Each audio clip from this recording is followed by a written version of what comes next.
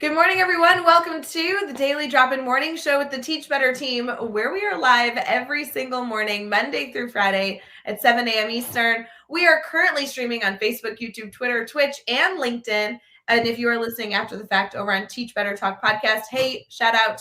We appreciate you. It is Wednesday, March 23rd. Holy moly. We have our Teach Better 7th birthday tomorrow, a brand new guest to the Teach Better Daily Drop-In Morning Show. Good news articles, and a lot in store. So please go fill up your coffee. Let's get ready for this fabulous Wednesday, and we'll be right back.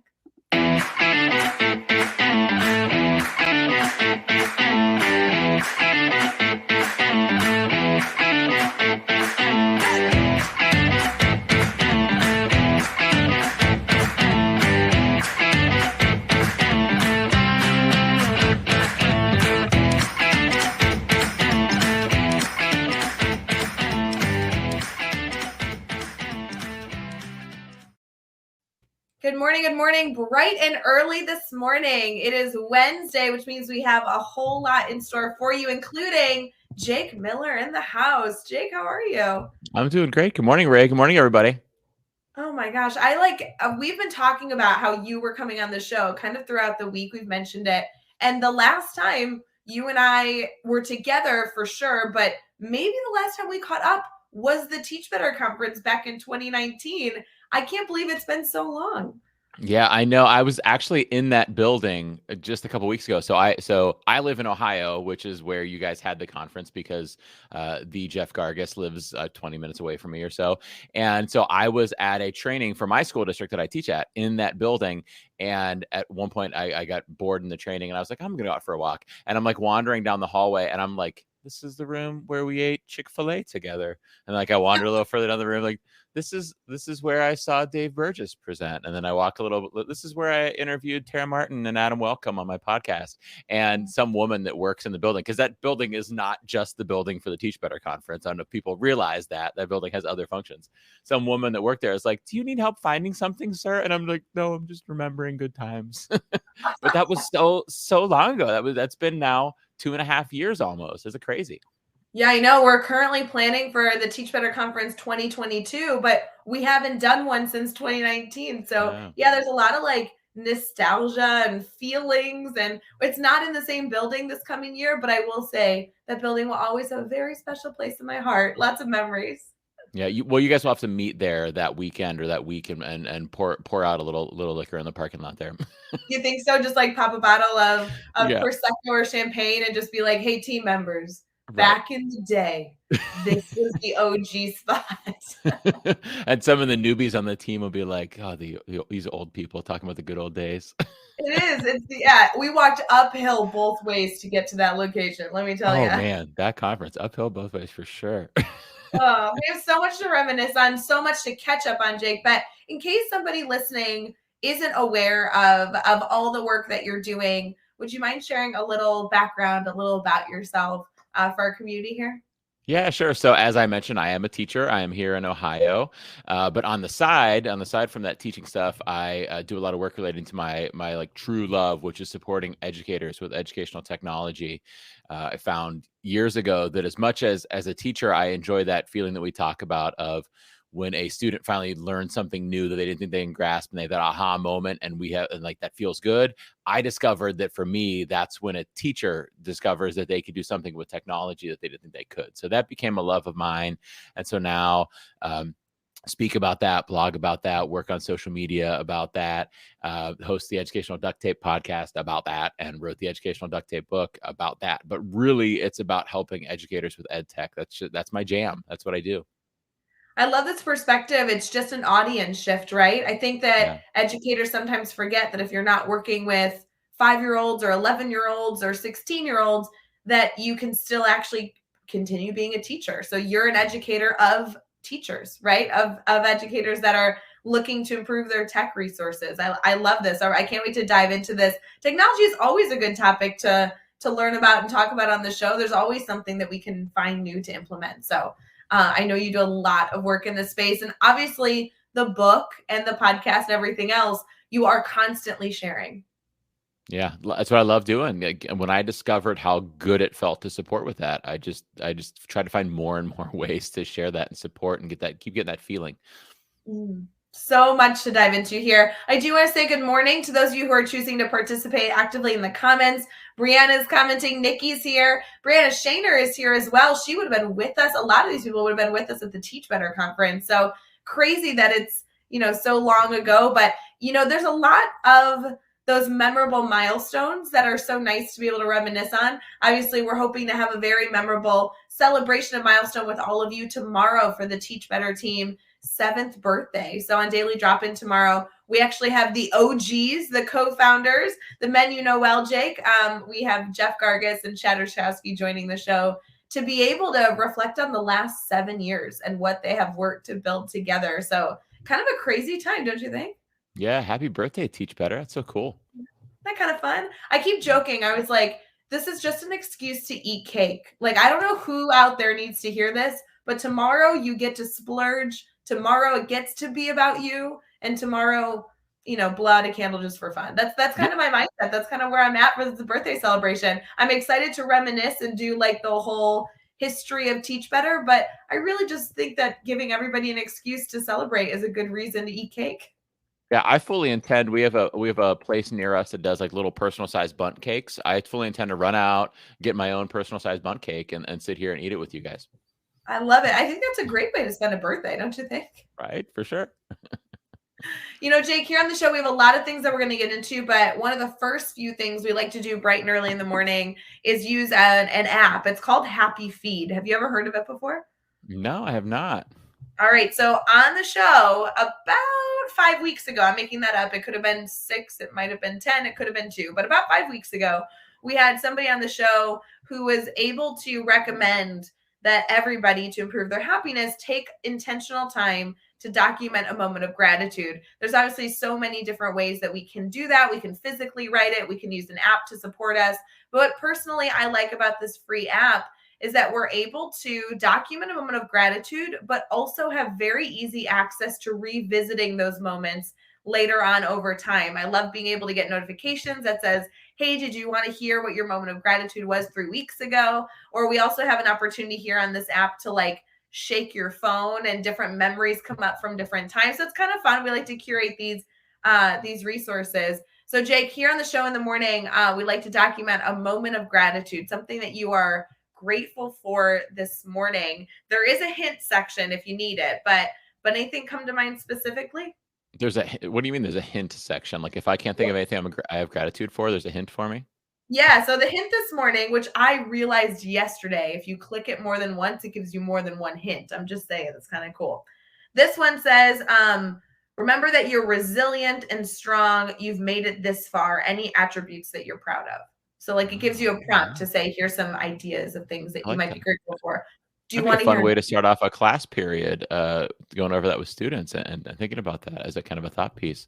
I was thinking before I asked what the hint was, I was just so curious about what the hint was. What I am, what I'm grateful for is the people that I work with, my colleagues. I think those connections we have with the people, not only in our own, role in our job and our schools, but also people, that we connect with, like the people that are here chatting with us this morning. But I've got a great group of teachers that I could be real with, and they could be real with me, and we joke around together. We support each other as teachers, but we also support each other as friends. And I think those relationships with our colleagues are so important. It's interesting. I feel like that's a theme that's come up on the show as moments of gratitude a number of different times over the last few weeks. I wonder if it's also the kind of phase of life we're in the school year, right? Like March, February, we start to get a little down. Our energy is low for many people. This is like a very long stretch without a really nice break. Some of us are heading into a break for spring break. Do you think that has to do with kind of looking around and appreciating the people in our lives? No, I definitely think it is, and I think it also not only just this time of year, but just what we've been through the last 2 years. You know that a team of people are really bonded by what they go through together, and we've all as educators been through a lot over these last few years. So I think that's huge, and I think it's not only has it grown those friendships and those connections, but also we've realized the need to to appreciate those people, that are in our lives, that are part of our work team, our work family. So true. Before we get into our next segment, I want to take some intentional time to talk about the book and the podcast. So which do you want to start with? I want to make sure that our audience fully understands that they can go subscribe to the podcast, be an active listener in the podcast, but then obviously throw that book on their bookshelf and continue to be a learner. So with those two projects, can you tell us a little backstory? What can I get from those two projects? And to be honest, I'd love to hear why they both exist. Yeah, so they kind of go together. They're of the same name. They're Educational Duct Tape and EdTech Integration Mindset. The podcast is actually on a hiatus right now, but for those people who don't listen, there's 109 episodes out there you can go back and listen to. So hopefully by the time you get through all of those, I'll be back and there'll be live ones, and you won't even notice that anything happened. You won't even notice the hiccup. But yeah, the podcast is currently on a hiatus. As a father of 3 and a teacher, and still trying to do this thing supporting educational teachers with educational technology, I just felt like some things had to pause, and so the podcast is one of them for right now. But I started the podcast first years ago when I realized that I was trying to support educators with educational technology, and I was tweeting a lot and putting a lot on my blog about different tech tools. And I noticed that I was sharing like, oh, here's a new update to Google Forms, or look what's new with Google Classroom, or check out this new tool, Flipgrid. And I was sharing these different tips and things. But what I didn't have room for on Twitter and on my blog really was the kind of conversations about using the educational technologies, and the conversations about how it's okay not to use all of the technologies. We use the ones that address a goal we have in our classroom. And I needed a space to do that. And the podcast became that space. And so that's really one of the reasons that it started, was me wanting to be able to say directly to the teacher, this is why you might use this. This is why it's okay not to use this. This is how you might use it, and have those honest conversations with them. And I was a big podcast listener at the time, and so it was kind of a natural fit to go into it. But that kind of was my driving force to get into it. Was I wanted to do more than just saying, this is the new update to this technology platform. I wanted to talk to the teacher about it. And so I started that back in December 2018. I can't believe it's been that long. It's been over 3 years now. Wow. Okay, I know I've heard this before, but can you give backstory on why the title became the name of all the work that you're doing? I know this story, Yeah. but for our listeners, if they don't, They're like, that's a weird name. That's a weird name there. Yeah, you're like, duct tape for a tech guy? Like, I'm not Right. understanding what's the connection. Yeah, so it came from a story that I tell both on the podcast and in the book, but I realized that duct tape is a tool, and I haven't used duct tape yet today. Have you used duct tape yet today, Rae? I have not, but you know what? I need to put it on my list of to-dos this afternoon. Just find something to do with duct tape, right? No, Yeah. we don't just find something to do with duct tape, and we don't just find something to do with educational technology either. We go about our life and our work doing, achieving the goals and solving the problems we have. And sometimes we need tools to support us. And duct tape is a tool that might support you. I mean, there's a piece of duct tape right here on my microphone covering the stupid blue light that always turns on. I was like, why is there always this blue light when I'm on video? And I was like, you know what? I'll cover it up with duct tape. Well, duct tape is the perfect tool for covering up that blue light. And oftentimes educational technology is the perfect tool for that formative assessment, or that connection with families, or that rich way of assessing our students' understanding, or maybe a good way of differentiating an assignment, or providing remediation to some learners, or providing individual feedback. It's that tool, just like that duct tape is that tool. So we think about what we're trying to do as a teacher first, and then we identify a tool that can support us with it. Just like I thought about covering up this blue light on my microphone, and this piece of black duct tape was what solved the problem for me.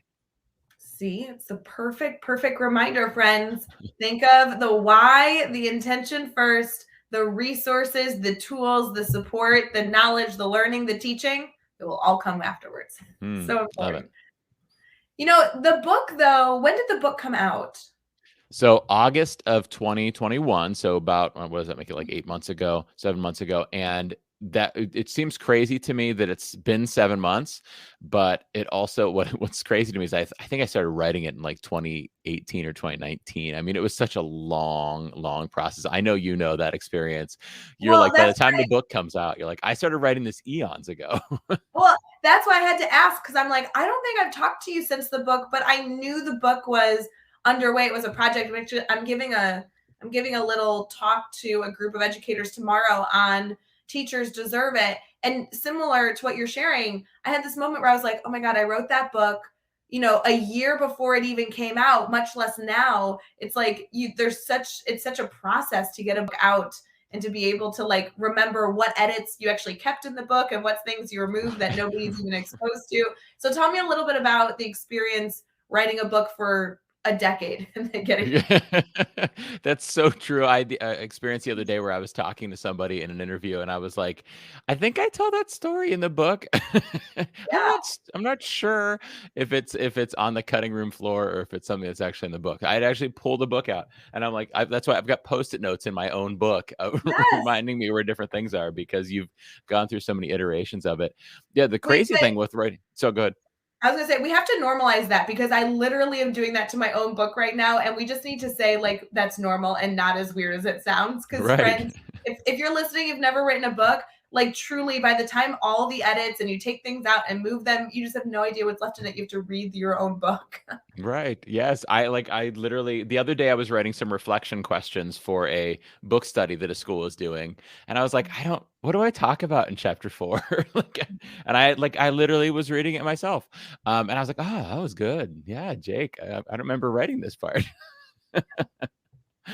And the crazy thing is having started written it in 2018, like I've gone through, so I was a tech coach when I was writing the book, but when I was doing final edits on the book, I was back in the classroom teaching 8th grade science. And when I started reading the book, I was, it was pre-pandemic. And when I was publishing the book, it was obviously we were in the pandemic. We had been through remote learning. We were now in a place at that point in time where some people were doing remote learning and some people weren't anymore. And we were dealing with a lot of talk about teacher burnout and lack of teacher appreciation. And the kind of cool thing about that whole experience was I got to look at the book from a lot of different lenses as a tech coach, and then as a teacher, and then as an exhausted teacher, and then with the lens of remote learning, and then knowing that some teachers were feeling burnt out.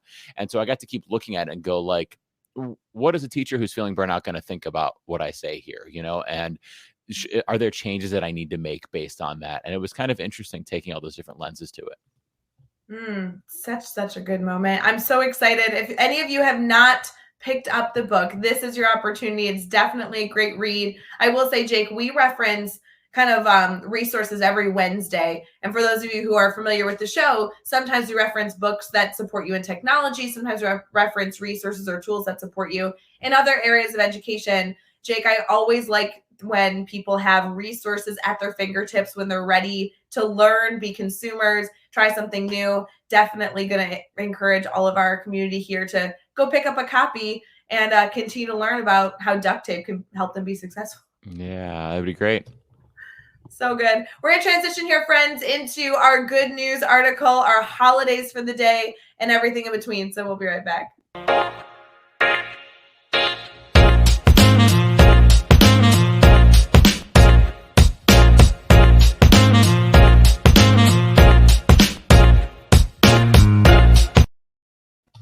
Good morning, everyone. Thank you for tuning in to Daily Drop-In. We are thrilled to have you here. If you are listening live with us on Facebook, YouTube, Twitter, Twitch, or LinkedIn, we really appreciate having you here in the comments, starting your morning off with us.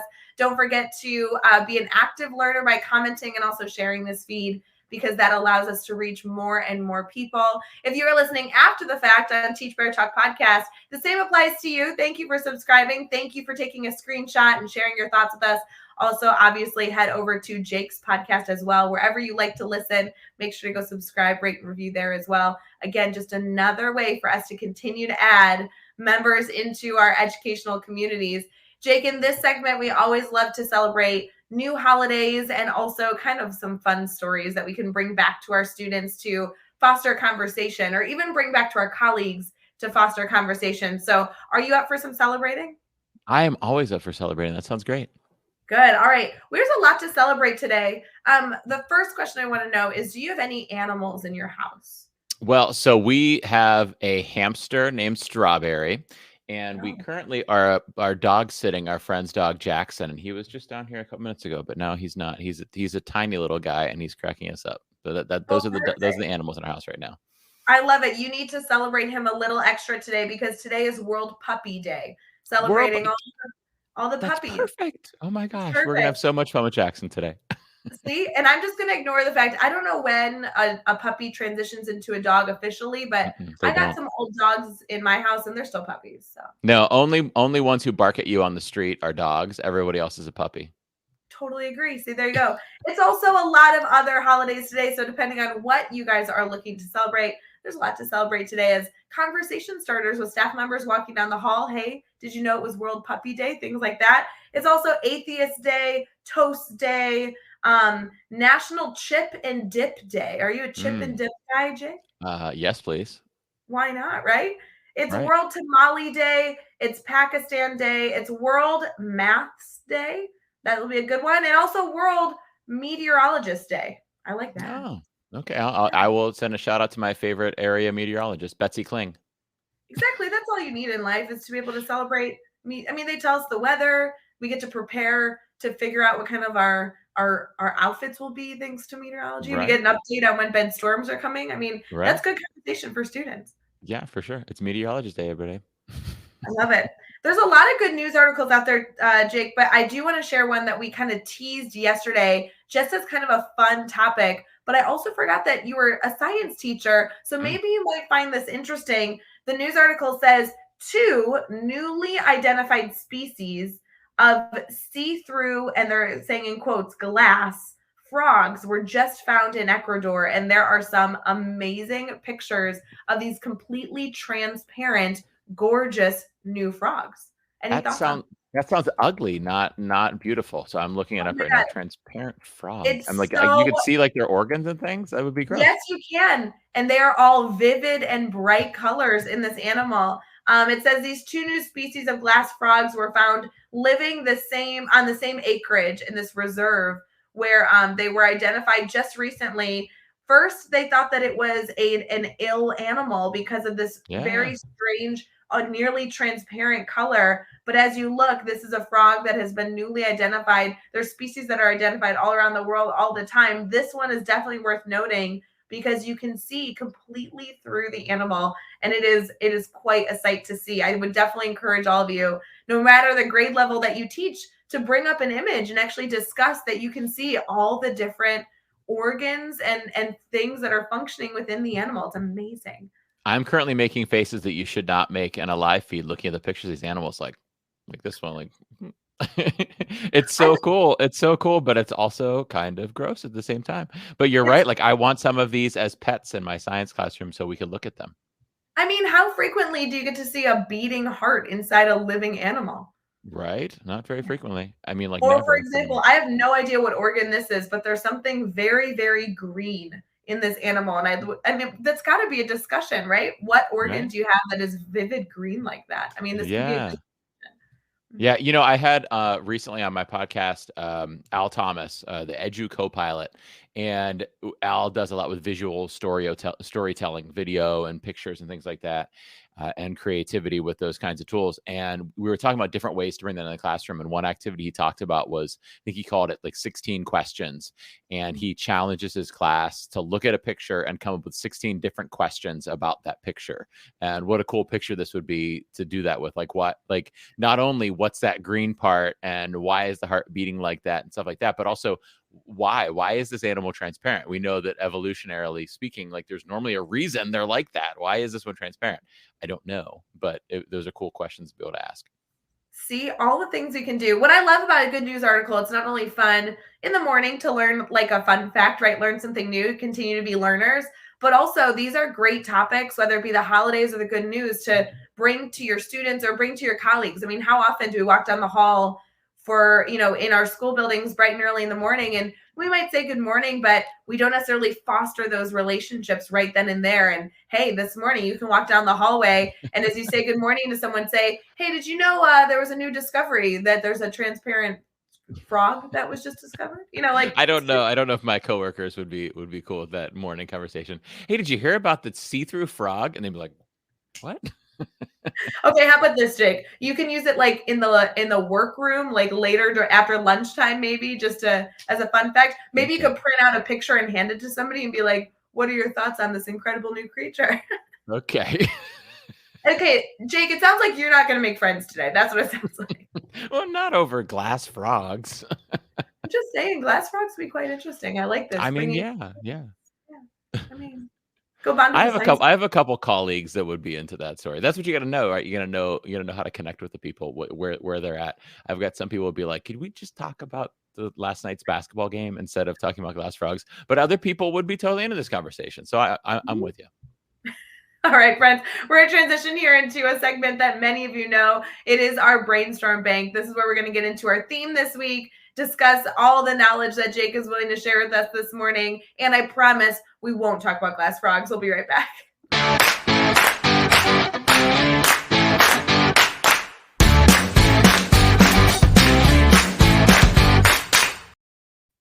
Good morning, everyone. We are in our second to last segment of the Daily Drop-In Morning Show. This is a segment we do every single morning where we just like to take a pause and ask all of you as you're live with us, hey, friends, do you need anything? We are here to always brainstorm questions with you. Jake and I obviously do not promise that we will have the right answers to anything that you need, but always here to ensure that we get that brainstorming started so you can head off into whatever direction you need to find the right solution for your classroom with your students and your communities.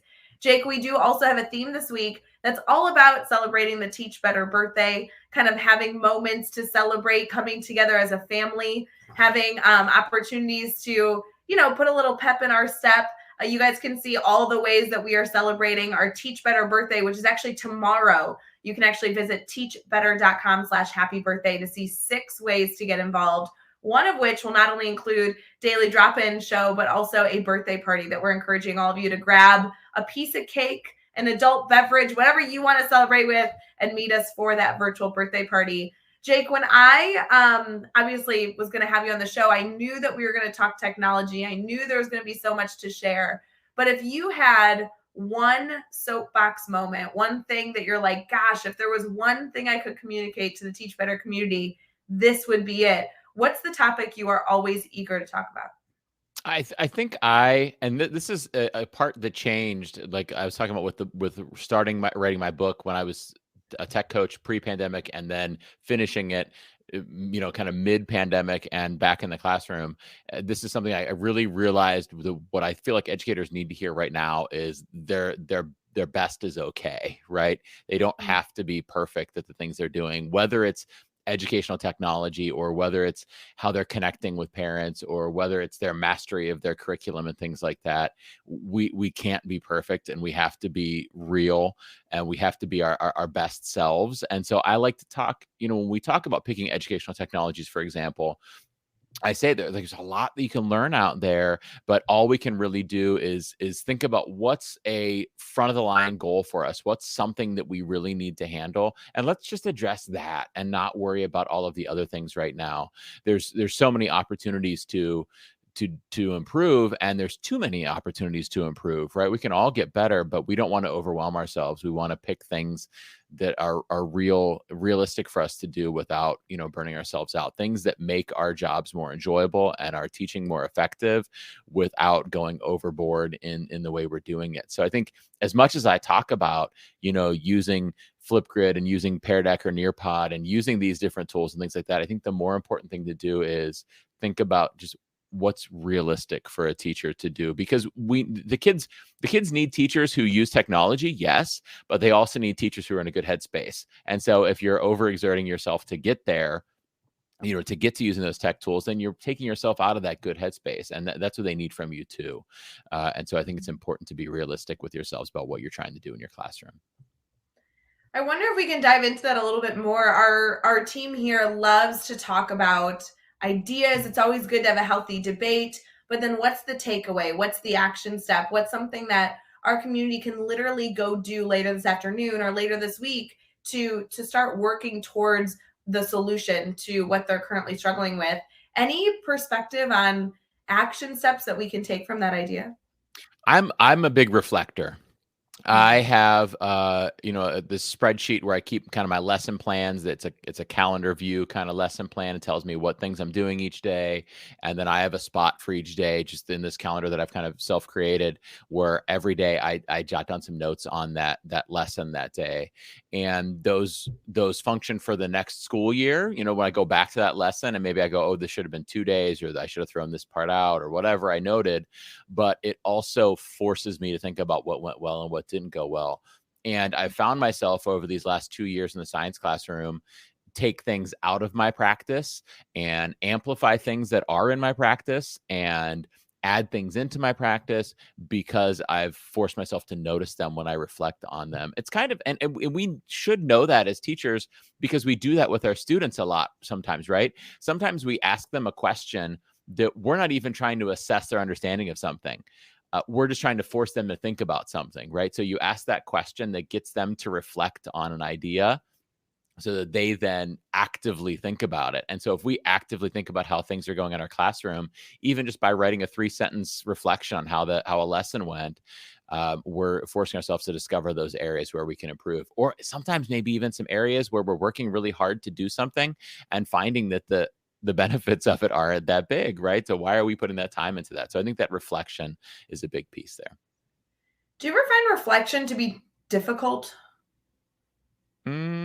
I think it comes relatively natural to me, but I could see why some people feel that way, because there's a certain level of comfort that you have to have in that kind of reflection where you're being able to say something didn't go well, right? And I think that could be difficult for some people to admit those things, because our society kind of teaches us almost not to admit our own faults or our own struggles, right? So that's the hard part in reflecting, is being able to admit when something didn't go well.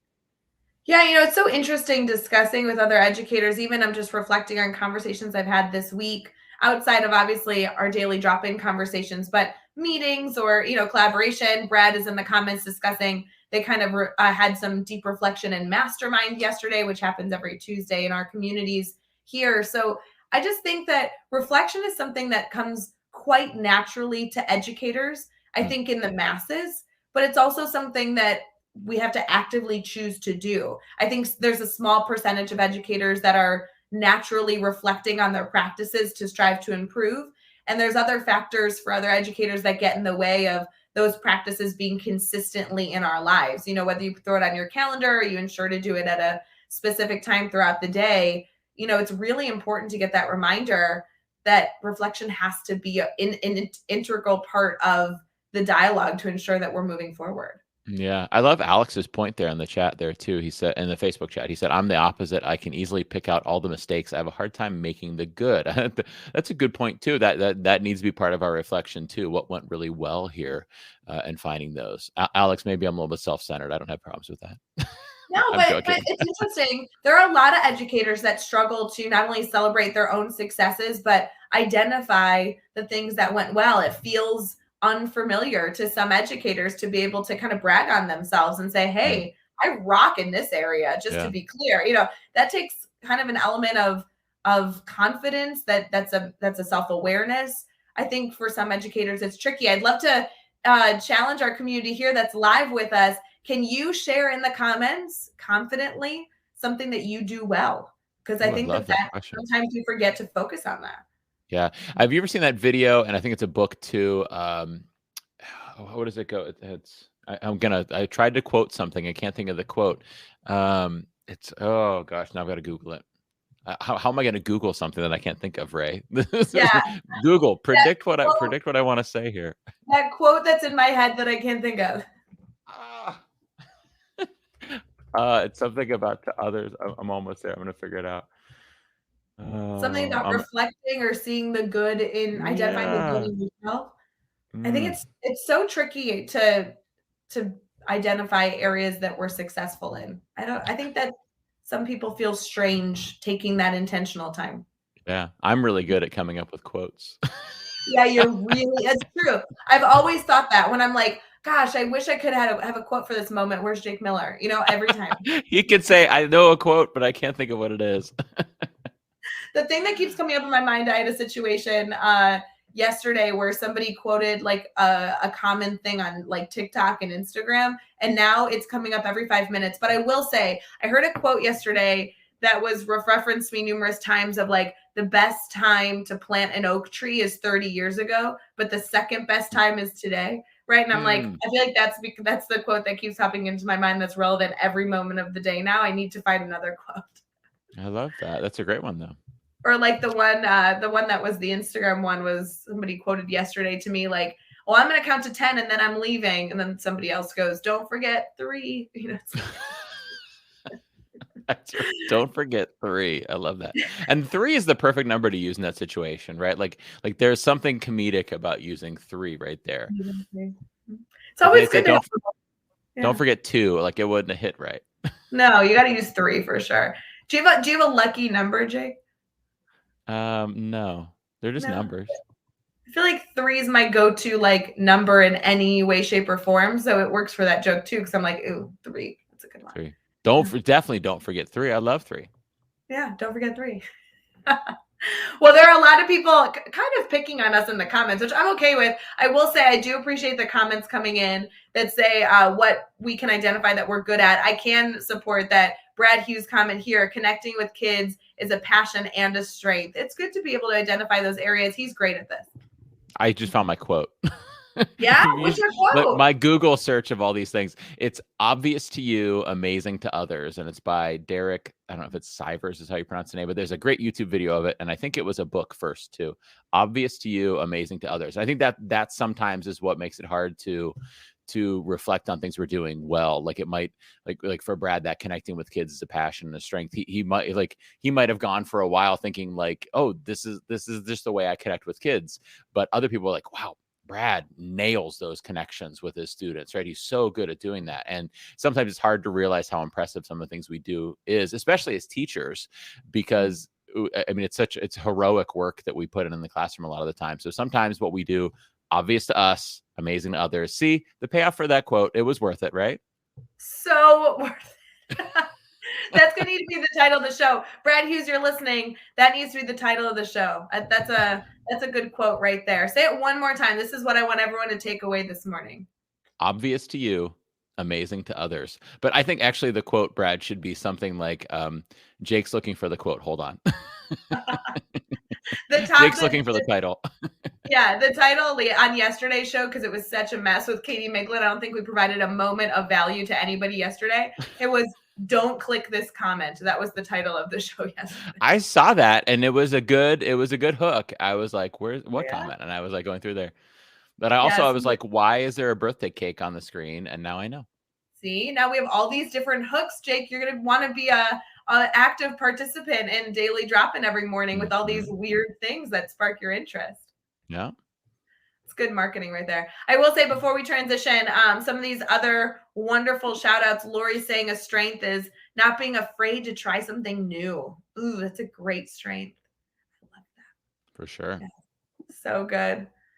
I think I always appreciate Brad documenting different things for us. So this is good. So good. You know, Jake, we're going to transition here into our last segment. And our last segment on Wednesdays is something that I personally really love. It's one of my favorite times of the week. And this is where we get to give recommendations to our community of things that they can go choose to explore to continue to be a learner. Sometimes this has to do with a very specific theme we have. Sometimes it relates to our discussion, but whether it be podcasts, books, blogs, articles, or people that we need to go connect with, that content to just be good learners and continue our pursuit of better. That's where we're heading into next. So we will be right back.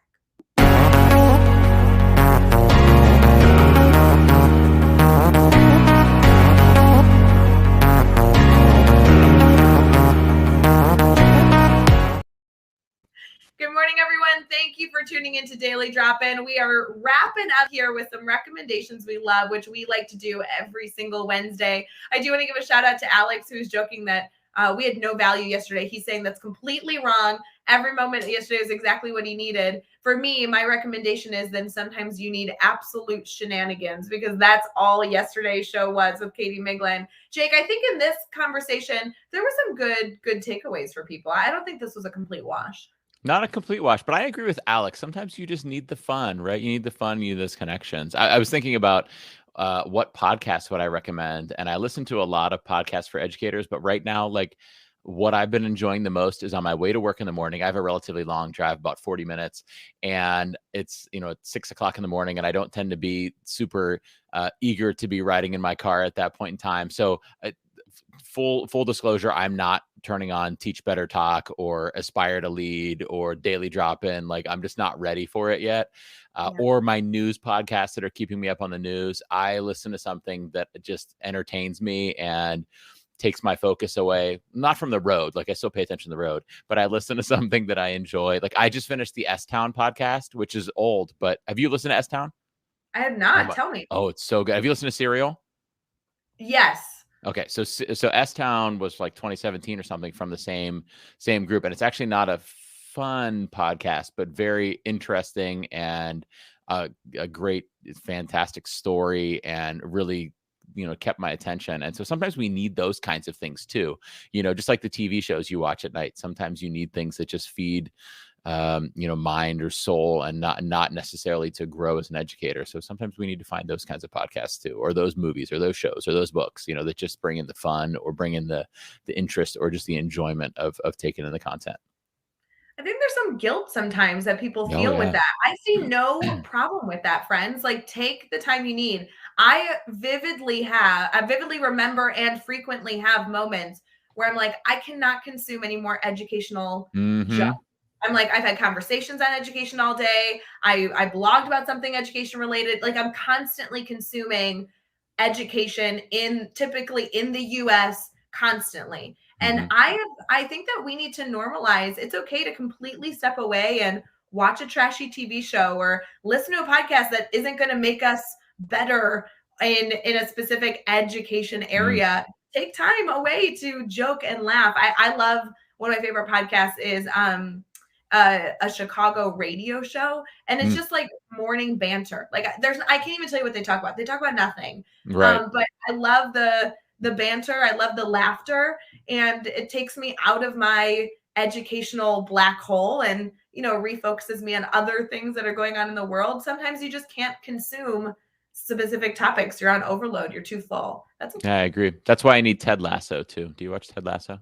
okay. No, but everyone says I should because it's about soccer. Isn't it like English Premier League related? Yeah, it's amazing. I'm not caught up, so no spoilers. We have about 5 episodes to catch up on. My wife and I are just in love with the show. It's such like a happy way to end our night because the Ted Lasso character is just so amazingly positive and funny, and I think a lot of teachers connect with him too because he's a coach, so it's a similar kind of thing. But it's a fantastic show. I need to watch it. Friends, let us know in the comments this morning, what is your go-to turn off your brain enjoying television show? Ted Lasso is so common. Everybody loves that show. I can't admit what I watched last night because all of you would be so disappointed in me. So let me see what 90 else. Day Fiance. Oh, see, that's a show that you could choose to watch, or like Love Is Blind. That's a good one, right? Like These all are those things you could watch. yeah. I'm currently watching a terrible, trashy reality show. Again, just because I need the mental break, but I won't admit that on the show. I'm gonna Nothing go wrong with with that. like Grey's Anatomy, right? Like, you can all hate that, but Nice. at least it's a relatively acceptable show. I had a student last year who was in love with Grey's Anatomy, and I've had plenty of students who loved Grey's Anatomy. But this particular student, when we were connecting at the beginning of the school year, like his first couple days of connection, like sharing, were like, "Oh, we had football practice last night," and I'd be like, "Oh, what do you play?" And he was like a nose tackle or something on the line and things like that. And we talk about the next day, and he'd share about a video game he's playing, and he'd be like, "Oh, I'm really into Fortnite," stuff like that. And then one day he's like, "My favorite TV show is Grey's Anatomy," and I was like, this doesn't seem to match with any of the other things you've shared with me. And I thought he was like messing with me. And he's like, no, I love Grey's Anatomy. And like, he came to school one day once we were all in person with a Grey's Anatomy, like the name of the hospital on the sweatshirt. And I was like, that is amazing. And I love that he was so comfortable in his own skin to be like, listen, I play football, I play Fortnite, and I love Grey's Anatomy. And I'm like, hey, more power to you, man. That's amazing. Exactly. There's so many shows out there that I'm like, I don't know that I want to admit this, but I do enjoy it. Grey's Anatomy is one of them. It's had like 100 seasons. It's like, oh yeah. I do love, we've got a lot of shout outs of The Office, a lot of people watching The Office. And then Brad Hughes brings up Formula One racing. I have never watched it until Sunday. I just watched Formula One racing for the first time. I had no idea. It's kind of cool. I'm like I think I'm going to be a fan. What's the difference between Formula One and IndyCar? Like, are those the same thing? Okay, I don't know enough about anything to be able to answer that question, but here's what I've gotten for you. Formula One is like Mercedes, Ferrari, the cars, the wheels are on the outside. I don't know if any of this makes sense. And I know it happens overseas. So it was like Sunday morning watching it, but it was happening in the evening somewhere else than the US. That's all I got for you.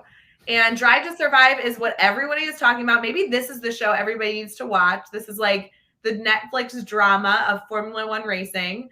And I will tell you, it was a epic ending to the race that just happened on Sunday. Big competition there between Ferrari and Red Bull. So I don't know, maybe we should all get into Formula One. I'll take your word for it. Yeah. Apparently, see, this is the argument. The comment here from Alex says Formula One is so much better than NASCAR. I don't know the difference, although I know NASCAR is like the cars where like the wheels are on the inside. Formula One is like it's like the tight nose, and then I don't know, guys. I need to learn. Alex with the hot take this morning, going with that. He's gonna get some hate mail on for that one, I think. I'm just saying, Jake, you need to commit live on the show, hard-hitting news right now. You are going to look into Formula One racing. I already did. I Googled it. Yeah. See, I don't know what's the difference between that and Indy cars because they look similar.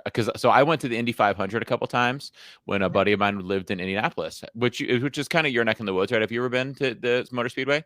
I have not, but I need to go. I'm in the Chicagoland area, so it's a quick, just like hop skip over there.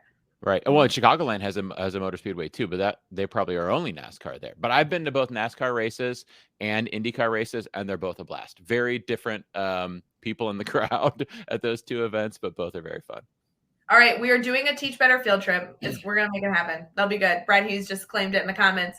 Friends, we are going to wrap up our show here for our morning. It is Wednesday, March 23rd, and we are continuing celebrating not only the Teach Better birthday celebration that kicks off tomorrow, but also just all of us having a wonderful week. Jake, I want to make sure that our friends here get to connect with you. They need to go follow you on all these platforms. They need to go subscribe to your podcast. They need to go check out your book over on Amazon. Can you give us a few spots that we can stay connected with you? Yeah, so all of the social medias, it's right there at Jake Miller Tech, Instagram, Facebook, Twitter, a little bit on TikTok, and then my website is jakemiller.net. And I'd love to connect. My favorite thing about doing this work is when somebody just reaches out with a question about something or with a share about something they're doing and be able to connect with them on that and talk to those educators. Because like I said earlier, that's my jam, is helping educators with ed tech. So that goes for, speaking at a conference or being on a podcast or being on a live stream, but it also goes for just connecting with some educator who has a question about something. So more than happy to do that for sure. Jake, something I really appreciate about connecting with you a few years ago is that I feel like once somebody connects with you, you're immediately friends and able to talk shop about anything, and a very collaborative educator. You definitely value connecting with others. And so I want to encourage all of our network here, add Jake to your PLN if he's not already there, because he's the easiest guy ever to go pose questions to or learn alongside. So I appreciate you. I appreciate the work you do. And maybe we're hoping to see you at Teach Better 2022, maybe submitting some proposals. I'd love to see you present and podcasting over there. Yeah, it would be cool. It'd be great. And it's in Ohio again this year. So for those of you who are eager to share your voice, maybe join the lineup, maybe alongside the one and only Jake Miller. You guys can find all the details over at teachbetterconference.com. It is next year, October 14th and 15th, happening in Akron, Ohio. And we are so excited to have proposals open through this month and next month. It will close at the end of April. So for those of you who are eager to submit your proposal, you have some time, but get it done early so you don't forget. It'll be really good. Jake, thank you again for joining the show. I really appreciate you being here. Oh, Ray, thank you so much for having me. I'm so honored to have been on the show. I love the work you guys do. I know it's been a long time coming because, you reached out and I was like, but this is during my school day. I can't do it during that time. And so I was like, okay, this is my spring break. This is happening. And my wife is like, why are you waking up this early on your spring break? And I'm like, because I get to talk to Ray today, honey. This is going to be amazing. So I'm so excited to be here. I'm so glad I got the chance.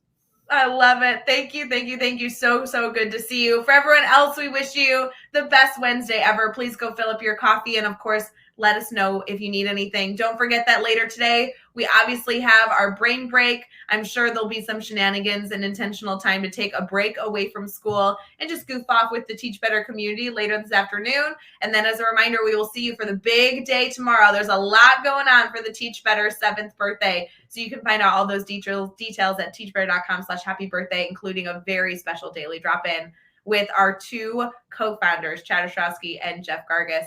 We'll see you all later and have a wonderful Wednesday. Bye, friends. Bye, everybody.